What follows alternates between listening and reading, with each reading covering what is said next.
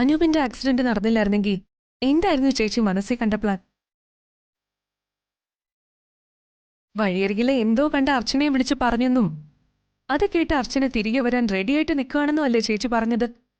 ഇതിപ്പോ അർച്ചന വന്നത് അവളുടെ ഏട്ടൻ വണ്ടിയിൽ നിന്ന് വീണതുകൊണ്ടല്ലേ? അതെ, അനൂപ് വണ്ടിയിൽ നിന്ന് വീണത് കൊണ്ട് തന്നെയാ അർച്ചന തിരികെ വന്നത്. വീഴ്ത്തിയത് ഈ അവന്തികയുടെ ആളുകൾ. നീ എന്ത് കരുതി ഇതൊന്നും ഞാൻ അറിയാതെ നടന്ന കാര്യങ്ങളാണെന്നോ? അപ്പൊ ചേച്ചി പറഞ്ഞു വരുന്നത് അനൂപിന്റെ ആക്സിഡന്റ് ചേച്ചി ക്രിയേറ്റ് ചെയ്തതാണെന്നാണോ? അനൂപിന്റെ ആക്സിഡന്റ് അവന്തിക ആസൂത്രണം ചെയ്ത് നടപ്പിലാക്കിയത് തന്നെയാ. സച്ചിയോടൊപ്പമുള്ള അവളുടെ ആഘോഷങ്ങൾ ആഘാതമാക്കി മാറ്റാൻ ഞാൻ പറഞ്ഞിട്ട് എന്റെ ആളുകൾ നടത്തിയ ഒരു കുഞ്ഞു ഡ്രാമ.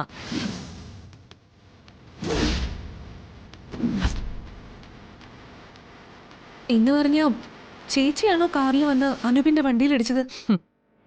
ശരിക്കും പറഞ്ഞാ എനിക്ക് നല്ല ആഗ്രഹം ഉണ്ടായിരുന്നു അവന് ഇടിച്ച് തെറിപ്പിക്കണം എന്ന്.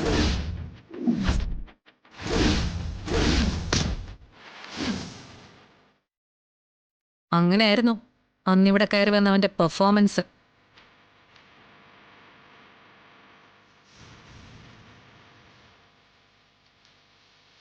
ഞാനായിട്ട് ഇതിനിറങ്ങിയ ഇടിച്ച് തെറിപ്പിക്കൽ മാത്രമല്ല, അവന്റെ നെഞ്ചിക്കൂടെ കയറ്റി ഇറക്കുകയും ചെയ്തേനെ.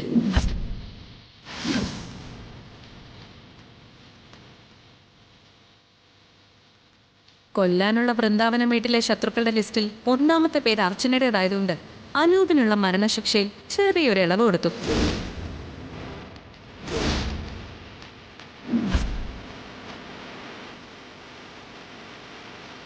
എങ്ങനെയും അർച്ചന തിരികെ ഇവിടെ എത്തിക്കണം എന്നല്ലാതെ വേറൊരു ഉദ്ദേശവും ഇല്ലാത്തതുകൊണ്ട് തൽക്കാലം ഒന്ന് പേടിപ്പിച്ചു കിട്ടുന്നേ ഉള്ളൂ.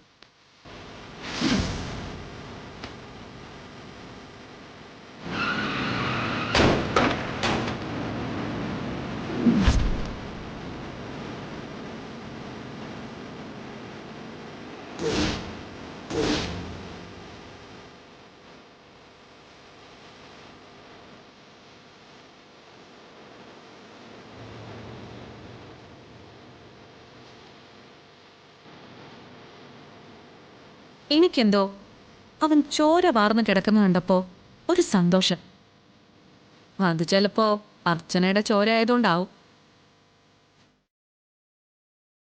ഒരിക്കലും ഇതിനു പിന്നിൽ ഞാനാണെന്ന് അവൾക്ക് ഊഹം പോലും കിട്ടില്ല. ഇതുപോലെ വേണ്ടപ്പെട്ടവർക്ക് വേദനിച്ചാലേ അവക്കും വേദനിക്കും. അർച്ചന എനിക്ക് ഈ വീട്ടിൽ വേണം. ഉറങ്ങുമ്പോഴും ഉണരുമ്പോഴും എൻ്റെ ശത്രുവായി എൻ്റെ എതിര് നിന്ന് എന്നെ ഓർമ്മിപ്പിക്കണം. അവൾ മുന്നിൽ കിടന്ന് നരകിക്കുന്നത് എനിക്ക് കാണണം. ഇനി അങ്ങോട്ട് ഓരോന്നും കണ്ട് മരവിച്ച് നിൽക്കാനേ അർച്ചനയ്ക്ക് കഴിയും. അതിനെ ഞാൻ സമ്മതിക്കും.